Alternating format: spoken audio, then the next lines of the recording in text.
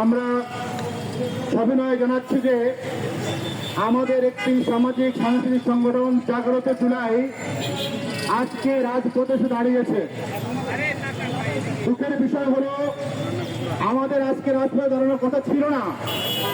আমাদের এই সংগঠনটি সাংস্কৃতিকভাবে ছাত্র সমাজের মাঝে, যুব সমাজের মাঝে, কিশোর তরুণদের মাঝে জুলাইয়ের চেতনা ছড়িয়ে দেওয়া। দুঃখের সাথে দেখলাম গত ৩রা মে পাশাপাশি হেফাজত ইসলামের একটি কর্মসূচির দিনে তাদের কর্মসূচি আমাদেরকে যুক্ত করে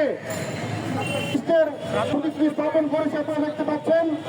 এখন আমাদের সামনে বক্তব্য রাখার অনুরোধ করছি বিশিষ্ট সাংবাদিক জাগ্রত জুলাইয়ের সম্মানিত সহসভাপতি কবি আবেদ আজমকে। কবি আবেদ আজম আমাদের মাঝে বক্তব্য। আপনারা সকলে অবগত আছেন 2000 ভাই বোনের শাহাদাত, অগণিত ভাই বোনের পঙ্গুত্ব বরণ